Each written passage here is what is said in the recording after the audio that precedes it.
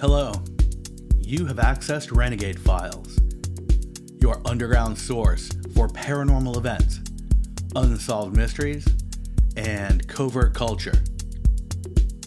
I'm your host, Lex Gordon, coming to you from the Jungle Villa Outpost, deep in the uncharted tropics. This is Renegade Files, episode 122, Ted Kaczynski, Unabomber, Manifesto, and the Broken Genius.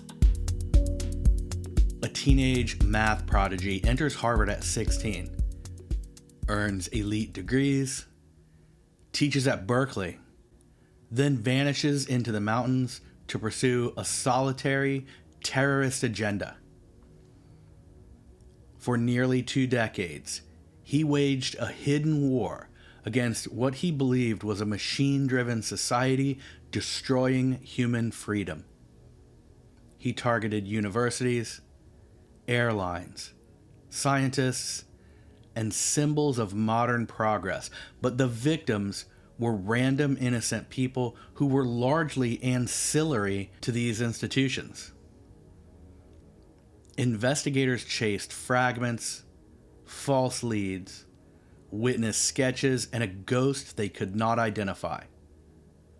The manhunt was one of the longest and most expensive on the FBI casebooks.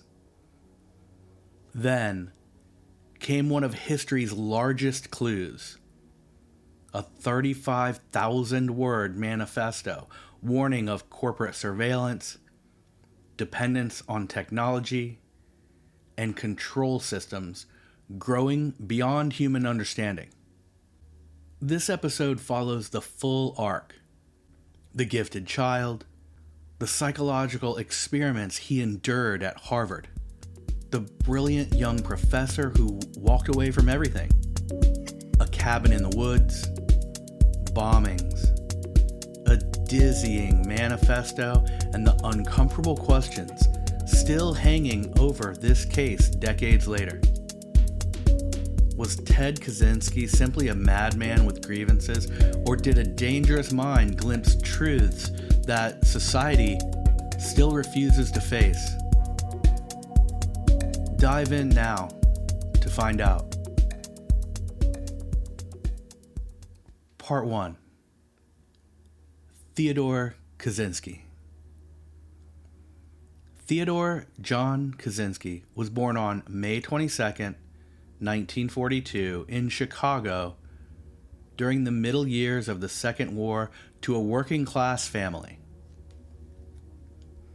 In 1949, when Ted was about 7 years old, his younger brother David was born.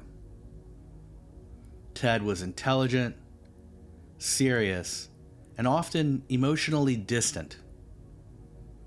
He preferred solitary pursuits and could spend long stretches reading or working alone while the other neighborhood kids played outside together. From an early age, Ted showed unusual intellectual ability, and he was identified as academically gifted in school. He learned faster and required less repetition than most students. As a result, he skipped grades, accelerating through the school system at a pace that placed him among older students while he was still emotionally younger than many peers around him. Ted excelled particularly in math. In high school, he skipped the 11th grade. Having skipped grades previously, this made him quite younger than his classmates, which most certainly added to his predisposition toward social distance. In 1958, at just 16 years old, he was accepted into Harvard University. The acceptance was extraordinary and became a point of pride for the immigrant-era family. Ted Kaczynski had an IQ of 167. This is in the top 1 to 2%. Ted arrived at Harvard as a teenage prodigy, entering an environment filled with older, highly accomplished students. He was brilliant on paper, but still very young in age and mental development.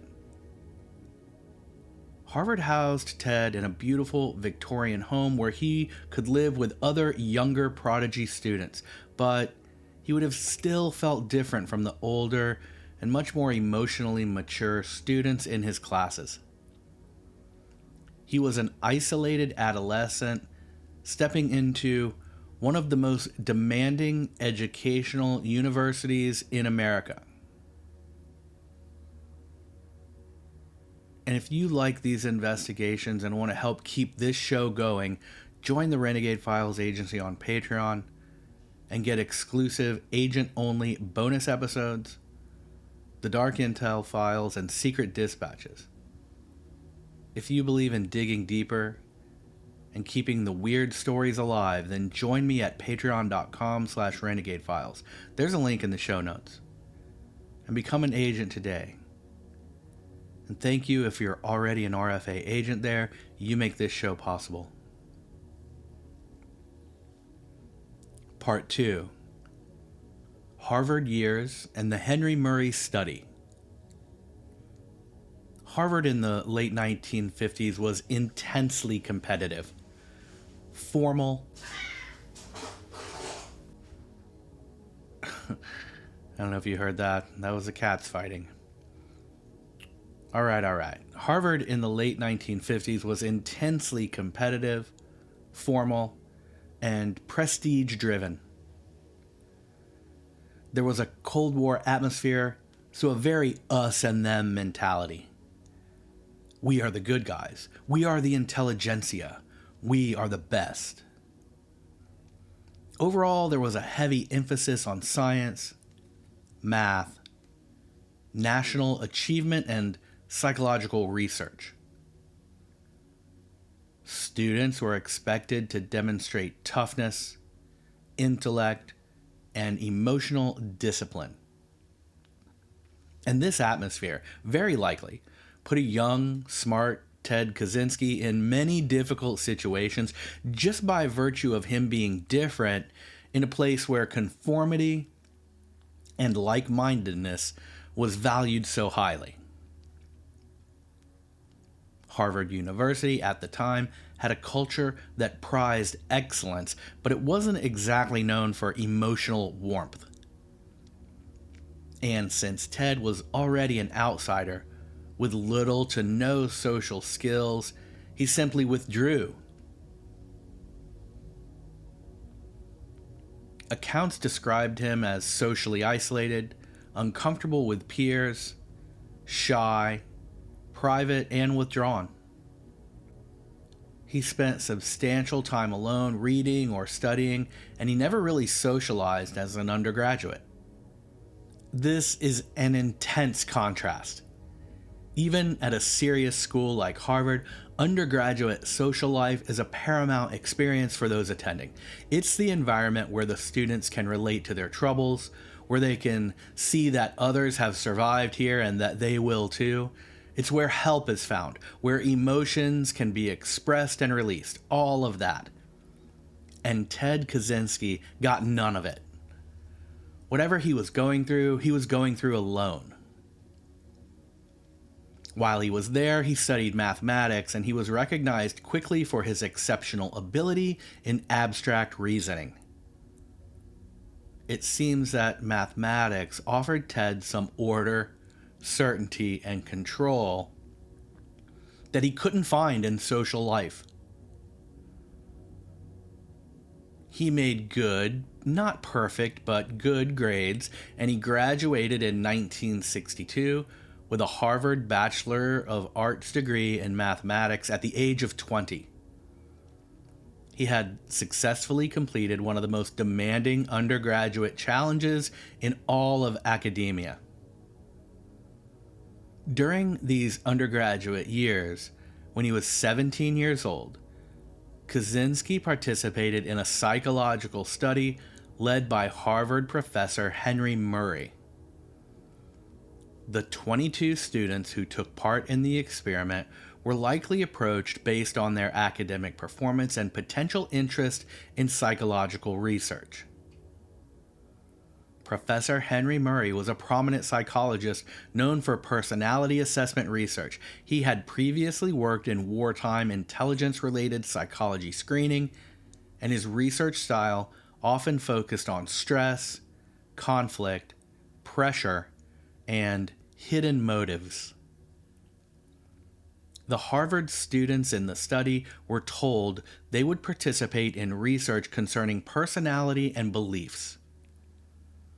They were asked to write detailed essays explaining their personal philosophies, values, and worldviews. Then, they would be interviewed by a law student or a trained interrogator. The interrogator had studied the subject's personal essay beforehand, and they would aggressively attack and ridicule the student's beliefs, intelligence, logic, and character.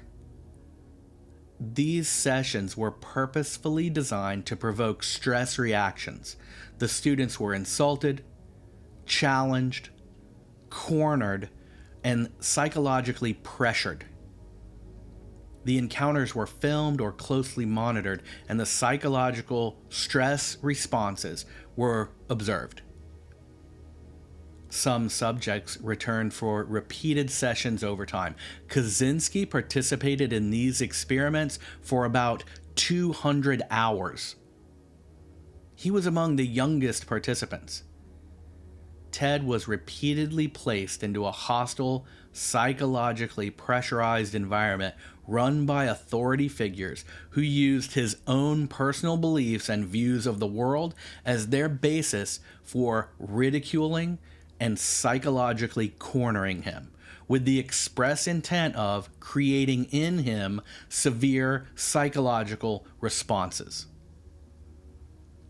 And remember, this was during his formative late adolescent, early teen years, middle teen years, late, 17 years old. Is that correct? Yes. So still formative. Later writings and accounts indicate that Kaczynski deeply disliked Henry Murray. He reportedly viewed the sessions as humiliating and abusive. Really? Some biological, or rather, biographical sources describe lingering resentment toward the experience. Psychologist Alston Chase, who investigated Kaczynski's history, argued the Harvard environment and the Murray study may have intensified Ted's existing vulnerabilities. Okay, to be fair, what Chase means is that the Murray study probably didn't create Ted Kaczynski's emotional and behavioral problems from scratch. I get that. Alston Chase did say that the Murray study subjected Kaczynski to, quote, vehement, sweeping, and personally abusive attacks, end quote. And he wrote that the experiment exposed an immature person to sustained humiliation in a setting obsessed with performance and status. Psychiatrist Sally Johnson, who later evaluated Kaczynski for the court, described long-standing personality disturbances and social detachment that predated adulthood, suggesting multiple causes across development rather than one event. She concluded that Kaczynski's problems reflected a pervasive pattern and not a single traumatic event. There is no accepted scientific basis to claim the Murray experiment caused Theodore Kaczynski to become the Unabomber. But such an experiment conducted on a teen who was predisposed to social isolation and had an extreme intelligence mismatch with 99% of the world probably did not help his situation. So Kaczynski leaves Harvard with an elite mathematics degree, and he accesses what would seem to be, from the outside, a promising future. Tap follow real quick wherever you're listening to stay connected to Renegade Files and help the show thrive. Part 3. Transformations at the University of Michigan. After graduating from Harvard University with a mathematics degree at age 20, Ted Kaczynski entered graduate study at the University of Michigan. The move placed him in one of the strongest math programs in the United States. Ann Arbor was intellectually vibrant, politically active, and socially dynamic during the early 1960s.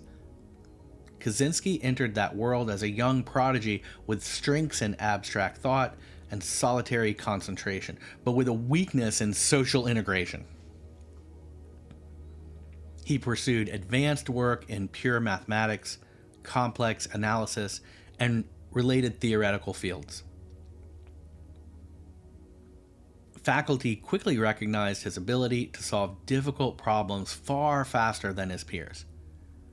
Professors described him as exceptionally intelligent, serious, and highly self-contained. Mathematician George Peranian later called Ted one of the most brilliant graduate students the department had ever seen. During these years, Kaczynski's personal life grew increasingly narrow. He struggled with ordinary social interaction, had very few interactions, especially with women, and was virtually unknown to ever appear in casual group settings. This division between outer academic achievement and inner alienation from others appears to have deepened during this time. His diaries indicate that at this time, so as he was working as a graduate student at the University of Michigan, that Ted Kaczynski suddenly experienced several weeks of, according to his own diaries, intense sexual fantasies centered around himself as a female. By all accounts and other writings of his, it looks as if this idea arrived somewhat out of the blue and was not, as far as anyone can tell, anything that was a lifelong evolution or even a periodic fantasy. But just because he never recorded the feelings doesn't mean that he never had them. We'll never really know. We do know that these thoughts, like most of his personal life, were deeply private. But they were also, according to his writings, accompanied by shame, confusion, and self-loathing. He suddenly considered the possibility of undergoing a sex change operation, and he arranged a meeting with a psychologist as part of starting that process. While in the waiting room, he changed his mind and ended up having a totally different conversation with the psychologist. All this according to his diary and his later testimony. And just a side note, when I say diary, Ted Kaczynski wrote a lot. He basically wrote extensive accounts of almost every single day he lived, and most of these pages are archived from about 1969 through when he was arrested, and then he continued writing daily in prison until he died. So basically daily documents from 1969 until 2023, hundreds of pages. And he also kept copies of letters he sent, and on and on and on.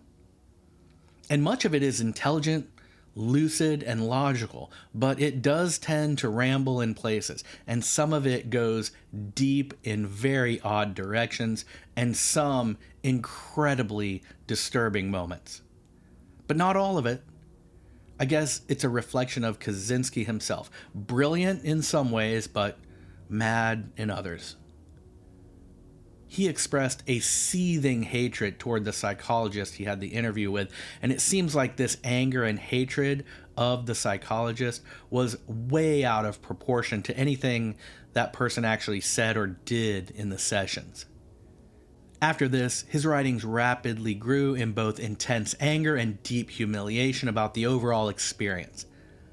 Kaczynski wrote that after considering a sex change, he became enraged by what he saw as weakness, exposure, and vulnerability in himself. It was at this point that he began to redirect that anger outward. His journals started to increasingly define society, psychology, sexuality, and modern life as corrupting forces. In later published writings, Kaczynski described growing hatred toward society and resentment toward those he believed had power over him. He wrote about humiliation, isolation, sexual frustration, and revenge fantasies. Revenge is a word that appears in his diaries over and over. And these diaries become increasingly colder, more absolutist, and more punitive. Kaczynski later referred to a kind of rebirth or transformation in which he rejected previous weakness and imagined remaking himself through total opposition to society. This was his phoenix moment, when he decided that his old self would be destroyed and replaced by a harder, more committed identity. Despite private turmoil, his scholarly output remained consistent, and he earned a Master's of Arts in Mathematics in 1964. He continued doctoral work while still in his early 20s. His ability to function at a high intellectual level while emotionally deteriorating is an interesting attribute. In 1967, Kaczynski completed his PhD dissertation titled Boundary Functions. The work dealt with advanced problems in complex analysis, a difficult and abstract branch of mathematics. Experts later described the dissertation as sophisticated, original, and technically impressive. Reviewing professor George Peranian said there were probably only 10 people in the world who could have fully understood it. Kaczynski's Boundary Functions was the work of someone operating at a rare level of mathematical ability. By age 25, Ted Kaczynski held graduate degrees from the University of Michigan and a reputation as a brilliant mathematician. Yet beneath those credentials sat a growing bitterness, severe isolation, identity turmoil, and an increasingly hostile view of modern society. Part 4. From Berkeley to Montana. After completing his PhD at the University of Michigan, Theodore Kaczynski accepted a faculty position at University of California, Berkeley. At 25, he was one of the youngest assistant professors in the university's math department. This should have marked the beginning of an elite career. Berkeley, a world-class institution, and a young scholar arriving there with Kaczynski's credentials would normally be seen as someone headed toward distinction. In the late 1960s, Berkeley was one of the most politically charged campuses in America. Student protests, anti-war activism, free speech movements, and cultural upheaval shaped the atmosphere there. Kaczynski, however, was neither a public intellectual nor a campus personality. He was, as always, highly intelligent but distant. He reportedly taught mathematics competently, though without warmth or visible enthusiasm for academic social life. Most of his students would later say they never liked him as a professor. He often refused to answer questions, and he treated the classroom as an annoyance. Then, in June 1969, after less than 2 years at Berkeley, Kaczynski abruptly resigned with no explanation. Prestigious professor appointments like the one 27-year-old Ted held were difficult to obtain and often pursued for decades, so his decision to quit for no apparent reason surprised his colleagues. But for Kaczynski, academia no longer represented success, meaning, or freedom. He bounced around between living with various family connections and transitional living arrangements. During these years, his distrust of modern society hardened even further. His writings later described growing disgust with bureaucracy, technological systems, and the artificial pace of modern life. He increasingly saw organized society not as progress but as captivity. Then in 1971, Kaczynski relocated to a remote area outside Lincoln, Montana. The land was near forests and mountains far from any cities. There, he built and occupied a small one-room cabin. The structure was extremely basic and became one of the defining images of the case. It had no modern comforts beyond the bare essentials and reflected a deliberate rejection of conventional modern living. His life in Montana was intentionally minimal. He lived with little electricity and limited running water and heat from a wood stove. He hunted game, gathered food, gardened, read extensively, and of course wrote in his journals. He repaired tools, chopped wood, and organized daily life around self-reliance.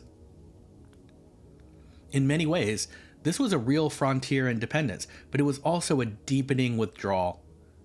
Kaczynski wanted to live simply in the wilderness, but he increasingly encountered nearby change.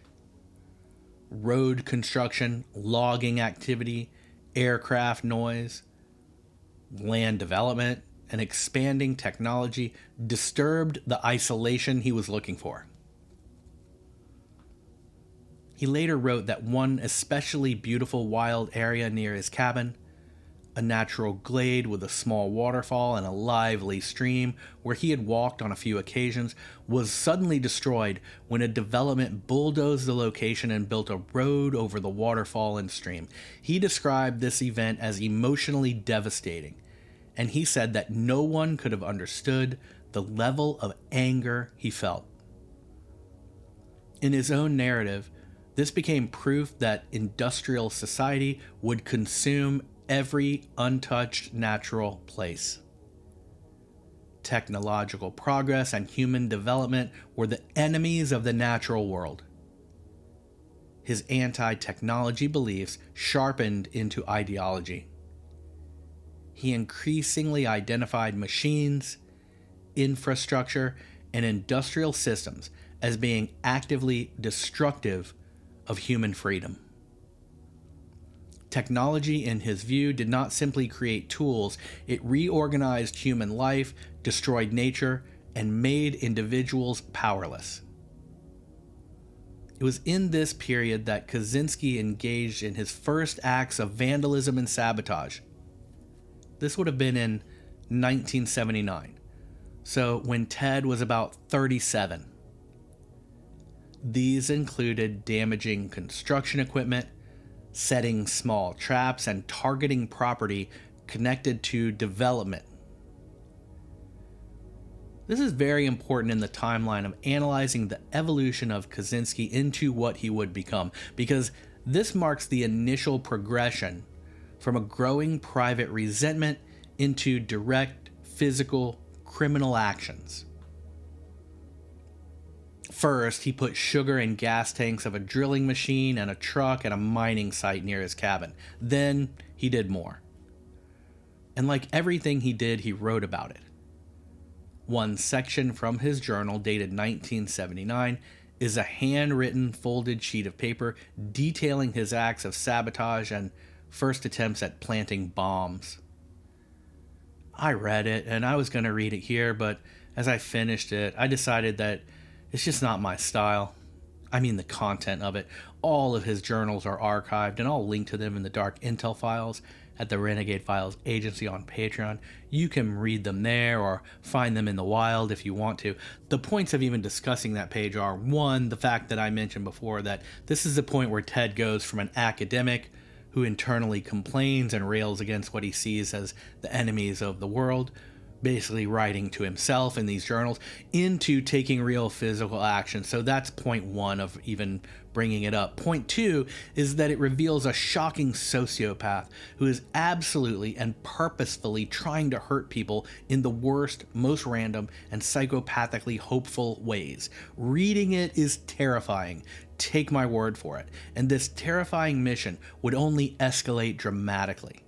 And the fact is that it's too bad that Ted Kaczynski would make such a defense out of his desire to simply live a life of self-sufficiency. His insane sociopathic actions have far less to do with being self-sufficient, and his specific case far more to do with a random hostility toward the outside world. I think that's something that's lost in just a glance at this story. He was wrongfully used as the poster boy for marginalizing people who distrust the government and want to live free and off the land. But the reality is that Ted Kaczynski was a supremely dangerous person who was more concerned with living in his remote cabin as a way to not get caught as he waged a violent personal war on the scientific and industrial world, all by trying to hurt or fatally wound students or teachers in tech or people in science schools. I mean, really, that's it in a nutshell. He makes notes about trying to mail one bomb, but that it was too big for the mailbox. So the only place he thought that a box would be big enough was the same place he had bought the stamps the day before. But he didn't want to go back there again because they might recognize him from the previous day. This illustrates his concern for himself while mailing a bomb to a total stranger just because of that guy's major. To dig deeper into the world of Renegade Files, join the Renegade Files agency on Patreon and become an RFA agent today. You can check out our Patreon page for free at patreon.com/renegadefiles, or just tap the link in the show notes to get bonus episodes and days of other cool content. I can't wait to see you in there. And thank you if you're an RFA agent already. It means a lot. Part 5. Escalation. By the late 1970s, Theodore Kaczynski had moved beyond private resentment, sabotage, and ideological writing. He began a bombing campaign that would continue for nearly 17 years and become one of the longest and most expensive domestic manhunts in American history. While the individuals that became his targets could be said to have been random, they were always involved with universities, airlines, computer stores, science engineering, or people connected to modern technological systems. In his worldview, these institutions represented the machinery of industrial society. A box was discovered at the University of Illinois at Chicago, addressed to engineering professor Buckley Christ. The parcel appeared suspicious, so it was opened by campus security officer Terry Marker, and the device detonated, injuring him. On May 9, 1979, a device was placed aboard American Airlines Flight 444, flying from Chicago to Washington. This bomb malfunctioned and emitted smoke rather than achieving full detonation.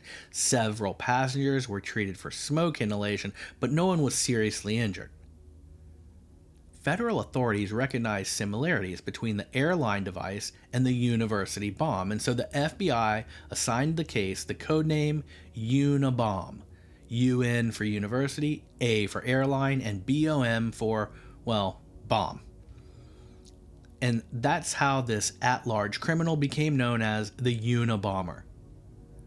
Then, on November 15, 1979, another package bomb injured graduate student John Harris in Evanston. Again, the academic world remained in the crosshairs. By the end of the 1970s, investigators believed they were dealing with a methodical offender who understood mail systems, patience, and concealment. On June 10, 1980, a package bomb was sent to Percy Wood, a United Airlines executive, at his home in Lake Forest. When opened, it exploded and seriously injured him. The symbolism wasn't lost on the FBI. The Unabomber was not only attacking transportation systems, but their leadership. Targets were being chosen not for personal grudges, but for what they represented. On October 8, 1981, a bomb was found at a University of Utah campus before detonation, and luckily no one was injured. Because this bomb didn't go off, it helped investigators compare construction methods across cases. Repeated uses of materials, wiring methods, craftsmanship, and homemade parts suggested a single builder with discipline and time. On May 15, 1982, Professor Patrick Fisher at Vanderbilt University was injured by a mailed bomb, and on July 2, 1982, another injured a faculty member at University of California, Berkeley. Through the late 1980s, the FBI and the Postal Inspection Service along with local police agencies, expanded their cooperation. Investigators relied on witness interviews, mail routes, typewritten communications, bomb residue, fingerprints, handwriting, and microscopic examination of fragments. The investigation was slow going because all they had to go on was the analysis of detonated or misfired bombs, where and who they were sent to, and the efforts of trying to figure out some kind of pattern or reason behind it all. Where were they coming from? Where were they mailed from? That kind of thing. Profilers increasingly believed that the bomber was intelligent, organized, probably solitary, and obviously angry at institutions rather than individuals. The campaign sharply escalated in 1985. May 15, 1985, graduate student John Hauser injured at Berkeley. June 13, 1985, a bomb injured someone working at a computer store in Auburn. November 15, 1985, Hugh Scruton killed outside his computer store in Sacramento, the first fatality. Computers in Kaczynski's ideology represented the expansion of systems replacing human autonomy. February 20th, 1987, another bomb exploded outside a computer store in Salt Lake City, injuring one person. This time, a witness observed a man leaving the area. From that sighting came the famous composite sketch, the hooded sweatshirt, sunglasses, and mustache. For years, this image was the only face attached to the mystery. The public knew the bomber only as a shadowy figure attacking symbols of technology. But from 1987 to 1983, silence. For roughly 6 years, no confirmed attacks occurred. Investigators debated several possibilities. Maybe the bomber had died, had been imprisoned for some other crime, had relocated, or maybe he was planning carefully for a return. This long pause only increased the rumors and mysteries surrounding the case. Then, in 1993, the bombing resumed. A package bomb injured geneticist Charles Epstein in San Francisco. The same day, another bomb seriously injured David Gelernter at Yale University. These attacks hinted that the culprit had moved beyond general academia and began to focus on fields that he considered especially dangerous, like genetics, computer science, and advanced technological control systems. By 1983, the Unabomber case was a major national obsession. Every box mailed to a university, or an executive, or a tech scientist could trigger not only fear, but headlines. Mailrooms changed their procedures. Campuses increased security.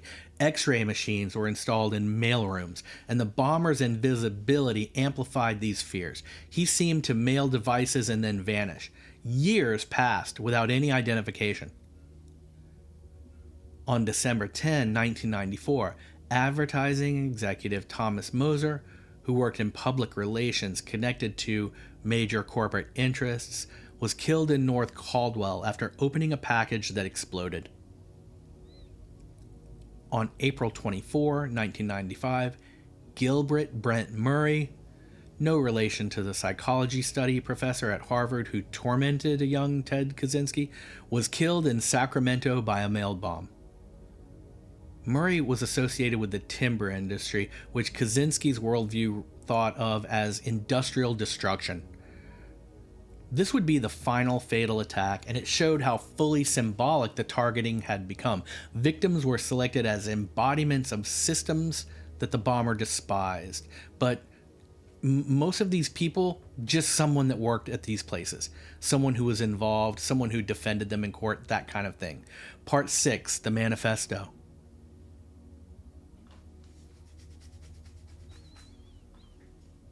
By the mid-1990s, the Unabomber case had frustrated investigators for nearly 2 decades. The FBI and other agencies and local departments had studied bomb components and witness reports, studied their own behavioral profiles, yet Ted Kaczynski remained unidentified in his remote Montana cabin. 3 people lost their lives, many others were injured, and the entire thing had created a national climate of fear around mail and suspicious packages.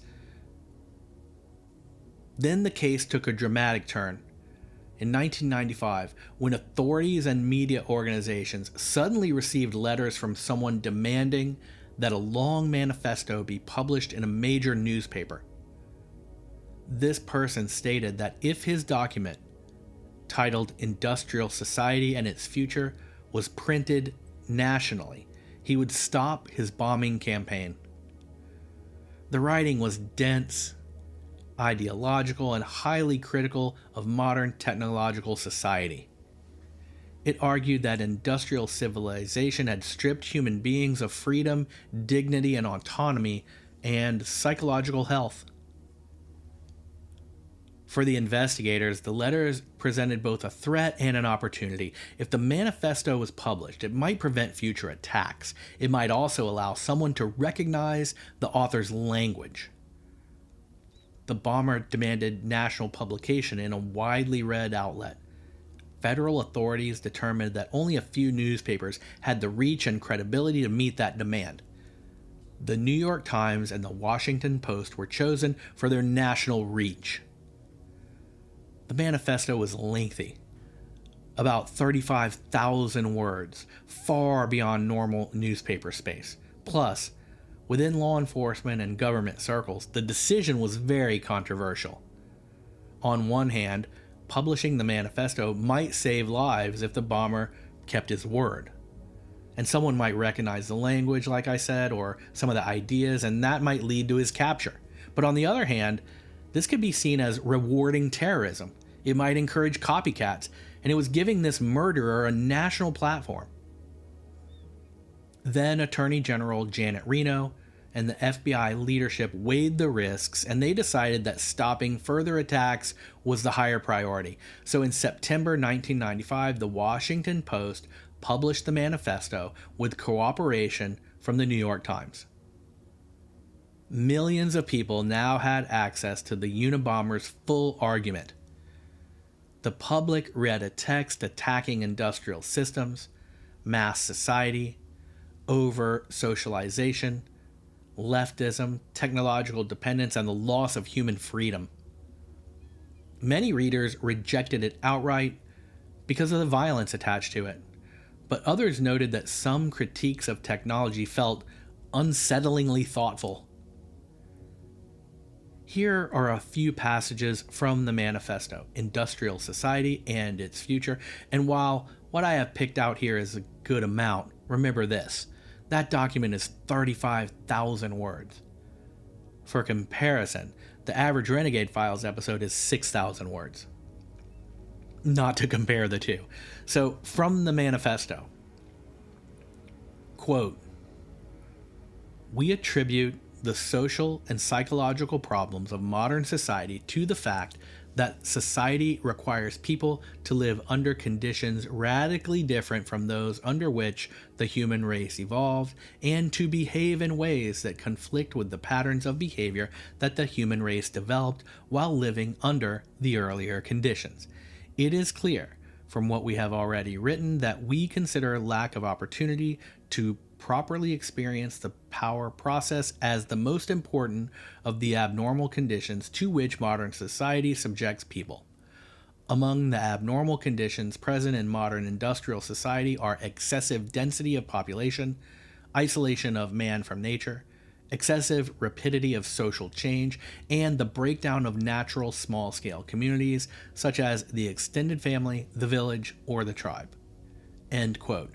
And I'm just going to pause there and clarify that in the manifesto, Kaczynski uses very often the royal we. He's only one person, and these are his ideas, but he constantly says we and refers to himself as we. It's a little bit confusing, and it's a little bit of a hint toward his belief that he's sort of representing everyone.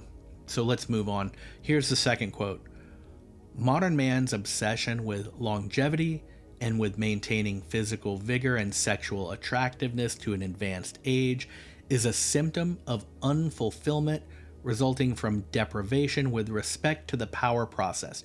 The midlife crisis also is such a symptom. So is the lack of interest in having children that is fairly common in modern society, but almost unheard of in primitive societies. Freedom means having power, not the power to control other people, but the power to control the circumstances of one's own life. One does not have freedom if anyone else, especially a large organization, has power over one, no matter how benevolently, tolerantly, or permissively that power may be exercised. Another quote, "When a new item of technology is introduced as an option that an individual can accept or not as he chooses, it does not necessarily remain optional. In many cases, the new technology changes society in such a way that people eventually find themselves forced to use it." And finally, when the limit of human endurance has been passed, things start to go wrong. Rebellion or crime or corruption or evasion of work or depression and other mental problems, or an elevated death rate or a declining birth rate or something else, so that either the society breaks down or its functioning becomes too inefficient, and it is, quickly or gradually through conquest, attrition, or evolution, replaced by some more efficient form of society. Imagine a society that subjects people to conditions that make them terribly unhappy, then gives them drugs to take away their unhappiness. Okay, so that's the end of the quotes. You sort of get the idea. Like always, you're welcome to read his 35,000 words, but here are my cliff notes of his overall points. Number 1, an opening thesis on the harm of the Industrial Revolution. 2, freedom versus system control. 3, the problems of over-socialization. 4, a deep critique of the left, plus a harsh criticism of the right as well. 5, technology as self-expanding system. 6, human powerlessness in modern society. 7, psychological suffering and fake or false activities. 8, why reform can't stop the machine. 9, why revolution is required. 10, what post-industrial life should resemble. 11, warnings about the surveillance state and government dependence. And 12, his closing calls to action. Interesting points to say the least, but plenty of other people have made equally or actually more poignant observations without resorting to random acts of violence. No amount of intellect can excuse violent terrorism. Ted Kaczynski was so concerned with everyone's freedom and people being free from someone else coercing them to do anything, and yet he actively coerced random innocent people into the hospital or the morgue to make some ideological point. But the publication of his manifesto did create the break investigators had hoped for. Among those who read the manifesto was David Kaczynski, Ted's younger brother. David and his wife Linda noticed familiar phrasing, recurring themes, and turns of expression that resembles Ted's letters and his longtime beliefs. David faced an extraordinary moral crisis. If he was right, and he pointed the FBI toward his brother, he would destroy his brother's life. But if he did nothing, more people could die. After consulting an attorney and reviewing some old family writings, David decided that he would let the authorities make their own conclusions, and he provided investigators samples of Ted's past correspondences for comparison. Investigators compared the manifesto to Ted's other letters and personal writings and found that syntax, vocabulary, phrasing, ideology, and repeated expressions strongly aligned. They set up surveillance around Kaczynski's cabin, and on April 3, 1996, federal agents obtained a search warrant and arrested Ted Kaczynski there. The arrest stunned the public. The suspected Unabomber wasn't hiding in an urban underground network or some foreign compound.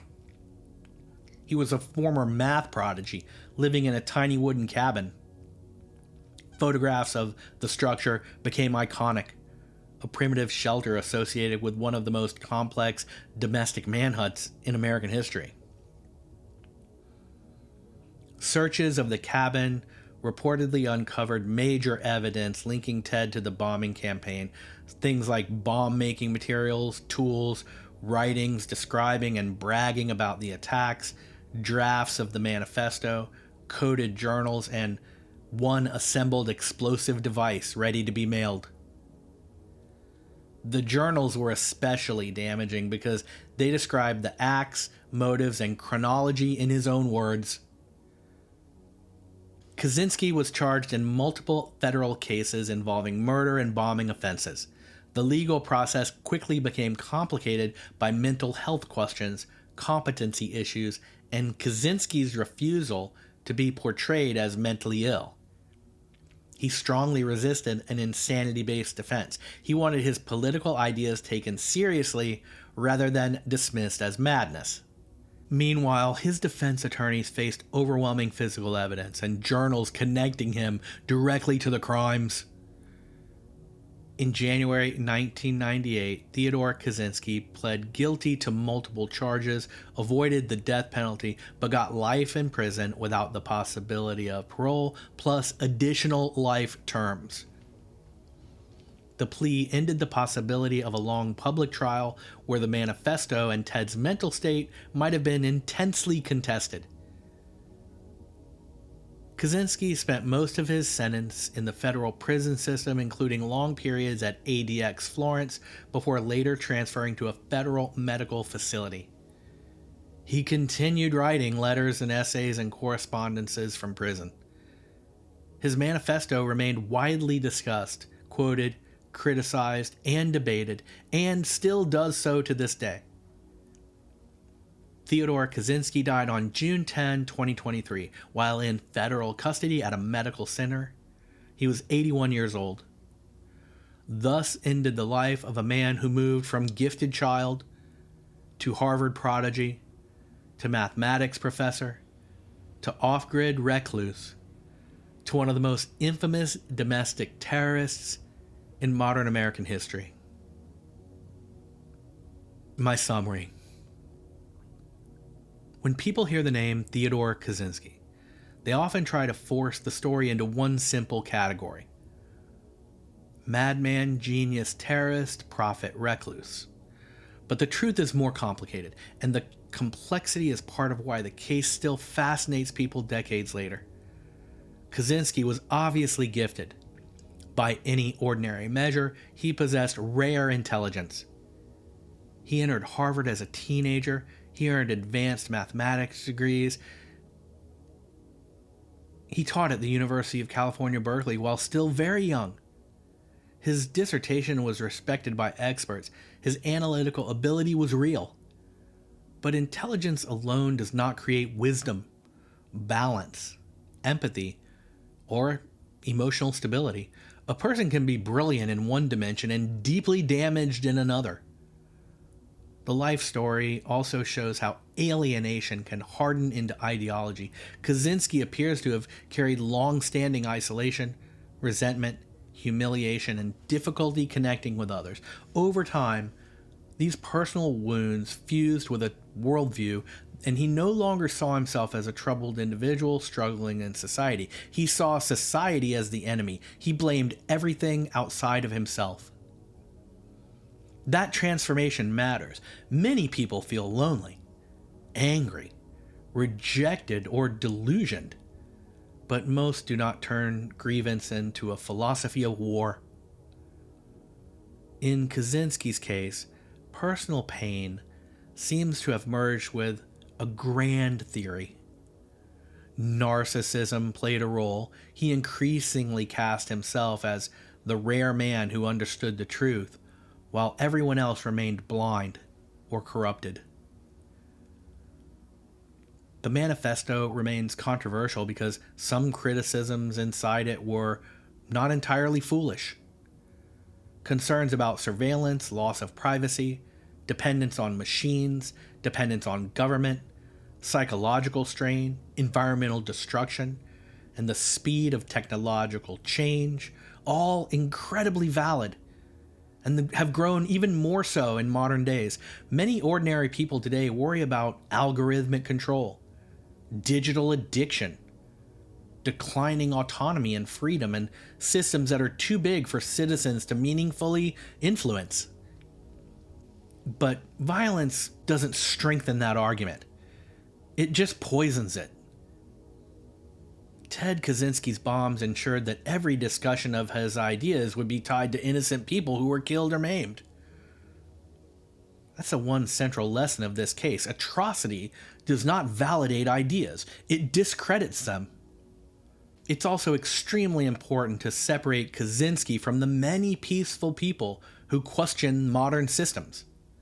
There are those who choose off-grid living, preparedness, homesteading, low-tech lives, privacy advocacy, environmental simplicity, and distrust of centralized institutions. Most of these people have no connection whatsoever to any kind of violence or extremism. Yet, after the Unabomber case, some preppers, rural separatists, and anti-establishment communities were viewed through a darker lens just because Kaczynski had adopted elements of self-sufficient living. That association is unfair. Choosing independence, skepticism, or a simpler life is not the same thing as embracing terrorism. A cabin, a generator, storing food, and distrusting bureaucracy doesn't make someone a criminal. The deeper warning may be about what happens when intelligence loses proportion. A sharp mind without humility can become dangerous. A disciplined mind without empathy can rationalize cruelty. A lonely person with enough intellect can build a complete theory explaining why everyone else deserves punishment. This is the echo chamber that Kaczynski exemplified by writing thousands and thousands and thousands of pages to himself. He wasn't just a smart guy with opinions. He was a damaged person who used intelligence as a weapon. His case also reminds us that insight and monstrosity can coexist.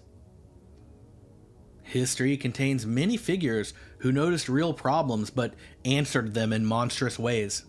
Recognizing that some observations are accurate doesn't require admiration, and condemning evil actions doesn't mean pretending the person said nothing that was true. Mature judgment can hold both thoughts at once. In the end, Theodore Kaczynski did not defeat technology. He didn't stop industrial society. He didn't liberate anyone. He spent decades in hatred. He killed strangers. He devastated families, and he died in prison. The systems he despised rolled on without even looking at him. What remains is not a revolution, but a cautionary tale. We can make of Ted Kaczynski's manifesto what we will.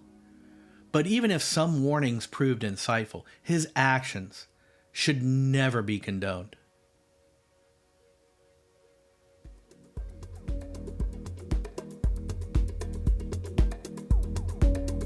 Thank you so much for investigating this case with me.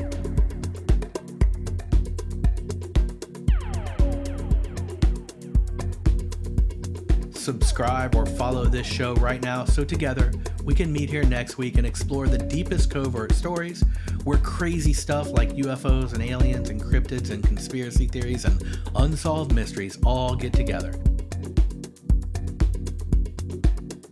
I am so glad to have you in the Renegade Files crew.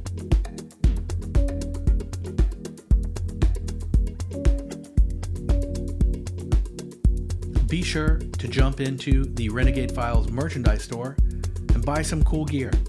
I have hats, pint glasses, t-shirts, long sleeve tees, sweatshirts, all the cool stuff, all with really cool paranormal designs. So in a world of corporate clothing, go get some Renegade Files gear and represent your paranormal prowess on the street. Until our next adventure, I'm your host, Lex Gordon.